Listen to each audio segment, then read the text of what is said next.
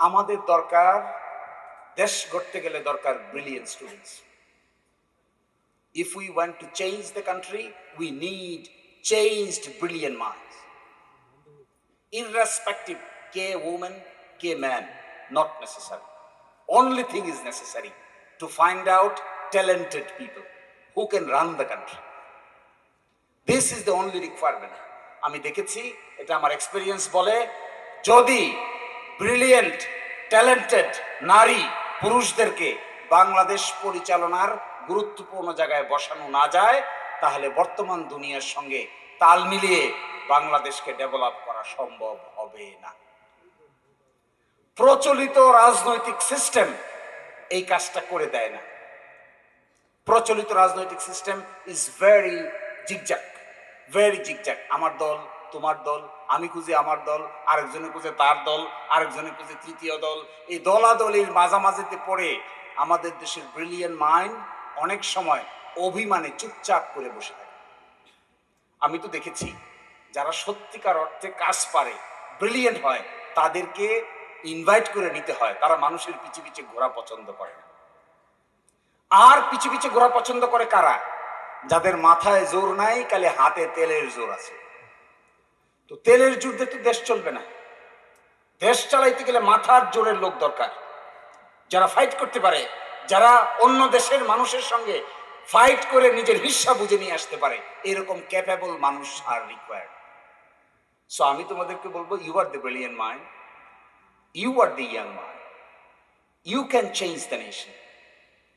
I am giving you a very important clue. Unless you people can be selected from the universities, private, public, Dhaka, Chattogram, Rajshahi, Jagannath, Jahangirnagar, এই বিশ্ববিদ্যালয়গুলোতে যে young minds, talented minds, diversified minds, creative thinking minds, innovative minds, এদেরকে যতক্ষণ পর্যন্ত আমরা স্ব জায়গায় বসাইতে পারবো না, ততক্ষণ পর্যন্ত এই কান্ট্রি ক্রিয়েটিভিটি এবং ট্যালেন্ট দেখতে পাবে না। ছোটবেলায় বাড়িতে গরম ভাতের সাথে যে ঘিয়ের ঘ্রাণ পেতেন, সেই স্বাদ কি আজও মনে পড়ে? আপনার সেই স্মৃতি আর স্বাদ ফিরিয়ে দিতে আমরা নিয়ে এসেছি পাবনার বিখ্যাত দানাদার ঘি। প্রতিটি ফোঁটা ঘি আমরা তৈরি করি নিজস্ব তত্ত্বাবধানে, একদম ঘরোয়া ও স্বাস্থ্যসম্মত উপায়। আজই অর্ডার করুন। অর্ডার করতে এখন অর্ডার নাও বাটনে ক্লিক করুন অথবা আনুর প্রোডাক্টসের ফেসবুক পেজে মেসেজ করুন। বিস্তারিত জানতে কল করুন স্ক্রিনে দেওয়া নাম্বারে। ওকালতি পেশা গুড, কিন্তু subject to you must study more and more. Without extensive study nobody can be a good lawyer. To become a lawyer is a passion. একজন শিল্পী যেমন একটা ছবি আঁকতে শিল্পের চর্চা করে, একজন ডাক্তার যেমন একটা অপারেশন করতে সূক্ষ্ম বিষয় বিশ্লেষণ করে, একজন আইনজীবীও কঠিন আইনি প্রবলেমের সলিউশন করতে গেলে he must have A passion, love, affection to the profession. Love affection ছাড়া হওয়া যায় না। শুধু বই পড়লে ভালো উকিল হওয়া যায় না। You must have a presentation capacity, how you argue your case, and how you respond your case, how you strategize.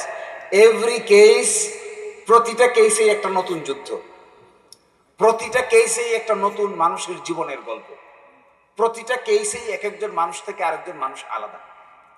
দুইটা ঘটনা কোনোদিন মিলে না। এই 20 বছরে আমি মনে হয় 1020 মামলা করেছি, কিন্তু একটার সঙ্গে আরেকটা মিলে না, কখনো মিলে না। কারণ মানুষ তো এটা, মানুষ তো আর ছকে বাঁধা না। মানুষের life different, fact different, experience different, চিন্তা ডিফারেন্ট, কর্ম ডিফারেন্ট, দেখতে different, attitude different, emotion different, একজন থেকে আরেকজন ডিফারেন্ট। এই জন্য এই আইন পেশাটা সঠিকভাবে যদি করা যায়, তাহলে it will be a respected profession. আর যদি সঠিকভাবে করা না যায়, 2 নম্বরের আশ্রয় নিতে হয়, ইট will B much more disgraceful profession. তো আমি তোমাদেরকে আহ্বান জানাবো, যাদের এই আইন পেশার প্রতি আগ্রহ আছে, প্রাথমিক জীবনে কোনো টাকা পাওয়া যাবে না। এই প্রাথমিক জীবনে টাকা পাওয়া যাবে না যে তখনই প্রমাণিত হবে এই লোকটা আইনজীবী হতে পারবে কি পারবে না। 2 বছর কষ্ট করে যদি ফালাইয়ে রেখে চলে যায়, তাহলে এখানেই কেল্লা ফতে। আর কষ্ট করে 5 বছর পরিশ্রম করতে পারলে এমন সময় আসবে টাকা গুনে কুলাইতে পারবে না। ওই সময়টা পর্যন্ত যেতে হবে। ওই সময়টা সকলের ধৈর্য ধরে না, সকলেই কষ্ট করতে পারে না। এমন এই পেশা যারা কমপ্লেক্স আইনি প্রবলেম সলভ করতে পারে তাদের কাছে মানুষ লাইন ধরে দাঁড়ায় থাকে।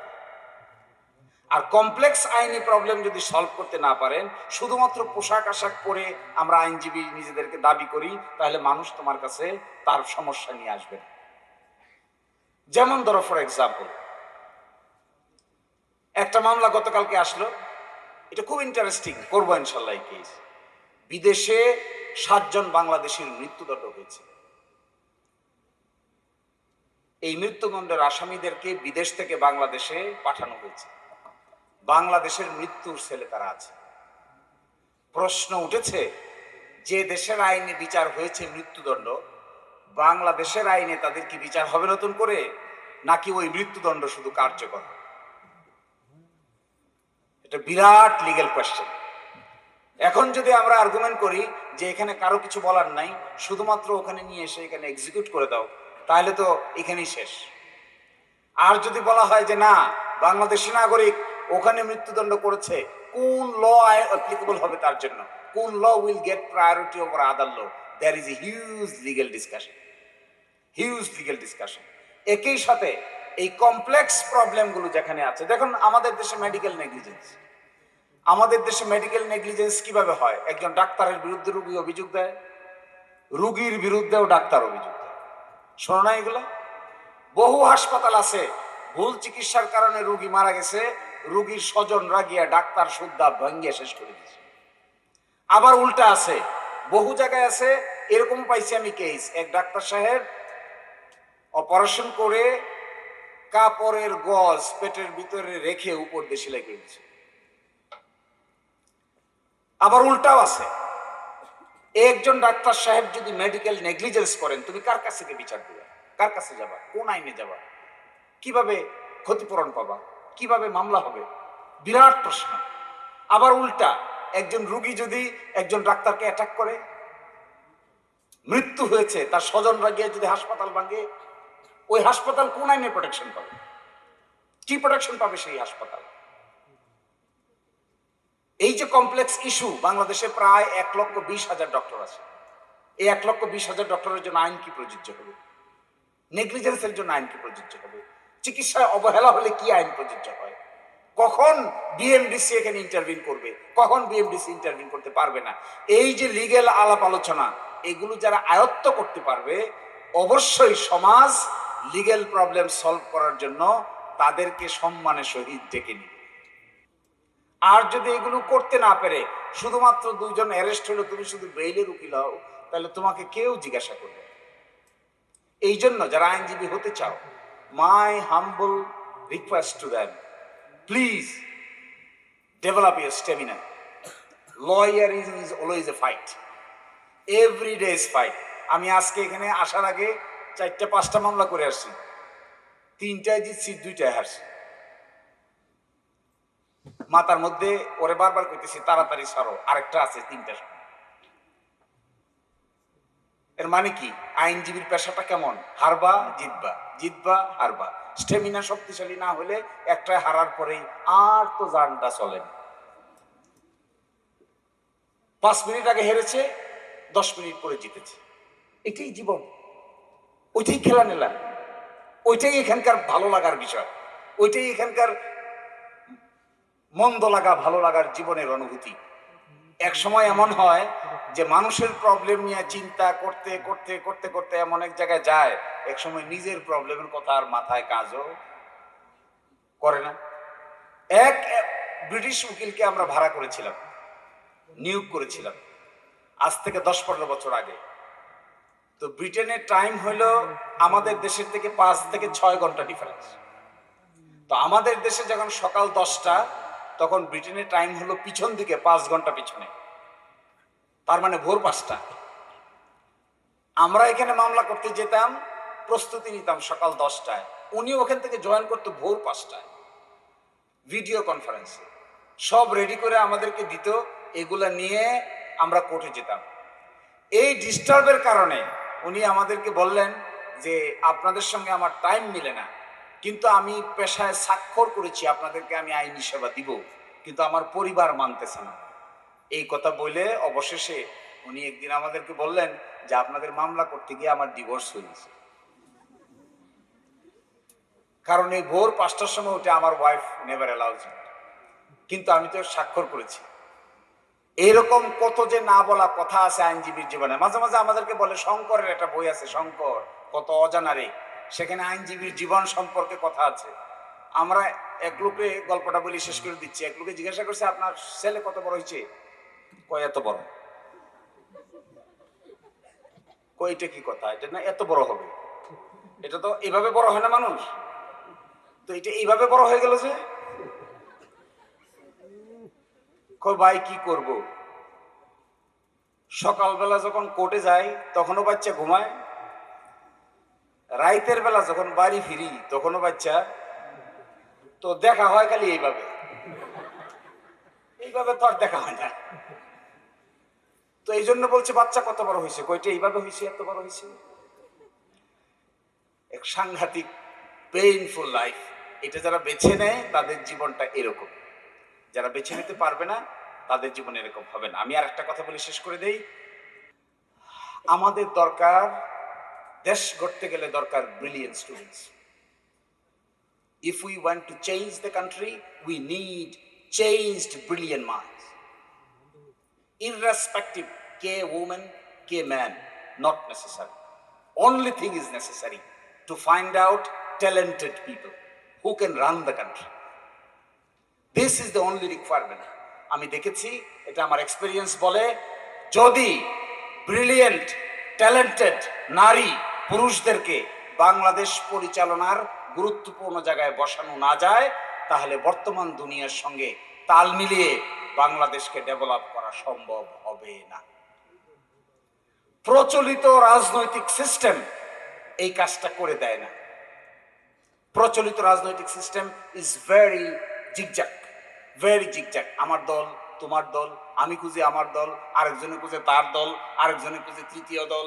এই দলাদলির মাঝামাঝিতে পড়ে আমাদের দেশের ব্রিলিয়েন্ট মাইন্ড অনেক সময় অভিমানে চুপচাপ করে বসে থাকে।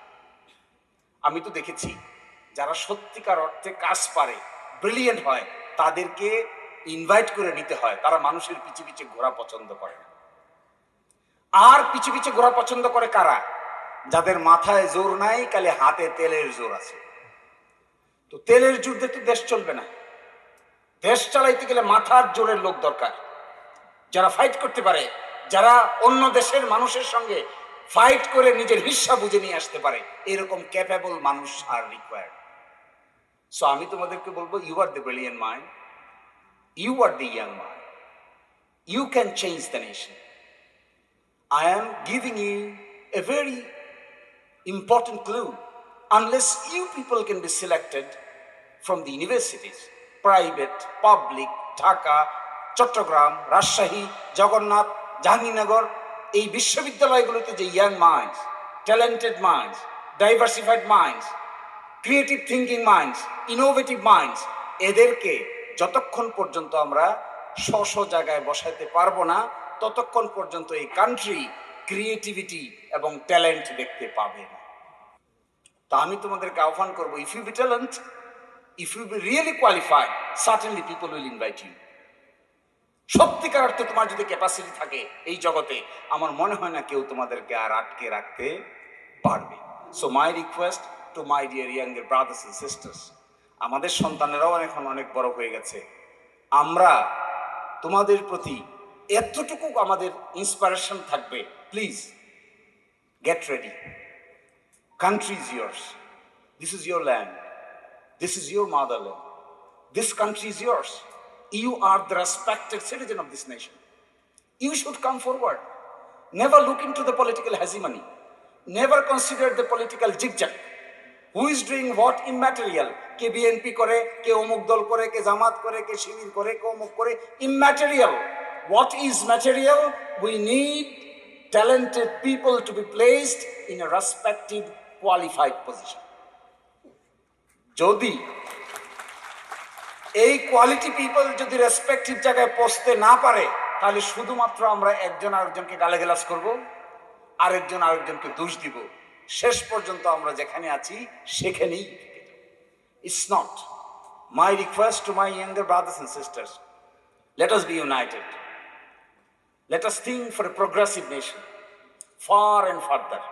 Think this Bangladesh will be very safer Bangladesh for the future generation.